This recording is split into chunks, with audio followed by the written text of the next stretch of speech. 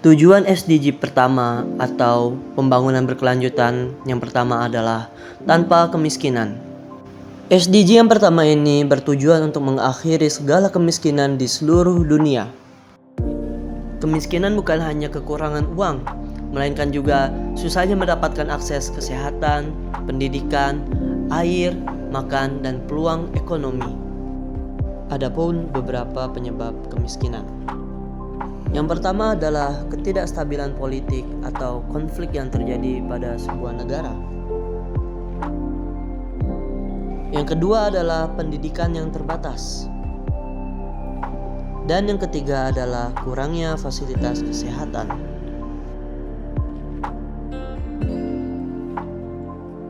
Dan keempat adalah kurangnya minat dan bakat masyarakat itu. Yang kelima adalah banyaknya pengangguran, sedikitnya upah, dan minimnya lapangan kerja. Dan yang terakhir adalah bencana alam dan perubahan iklim yang tidak menentu.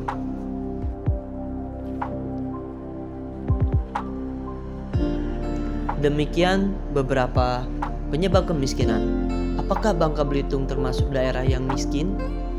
Dari tabel berikut, kita mengetahui bahwa Bangka Belitung masih termasuk daerah yang miskin.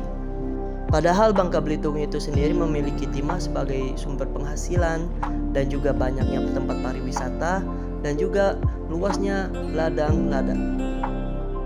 Hal ini membuat saya bingung. Sekarang pertanyaannya adalah, kok bisa Bangka menjadi daerah yang miskin? Setelah saya cari lebih dalam, ada beberapa penyebab mengapa Bangka Belitung ini menjadi daerah yang miskin.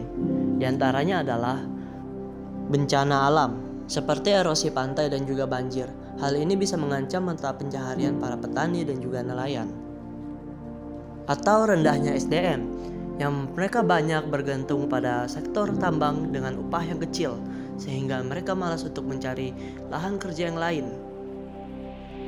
Dan juga eksploitasi sumber daya alam, seperti tambang ilegal. Hal ini menyebabkan kerusakan lingkungan dan mengurangi keberlanjutan ekonomi jangka panjang. Dan masih banyak faktor-faktor lainnya. Namun apakah benar hal itu adanya? Oleh karena itu, pada kesempatan kali ini saya akan mewawancari salah satu kepala desa di desa.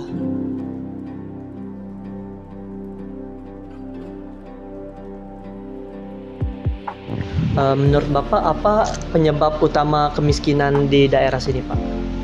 Kalau penyebabnya, rata-rata yang pernah didata kita tuh sebenarnya di Balunijuk nggak ada yang rentan miskin itu kan. Cuman maklumlah lansia.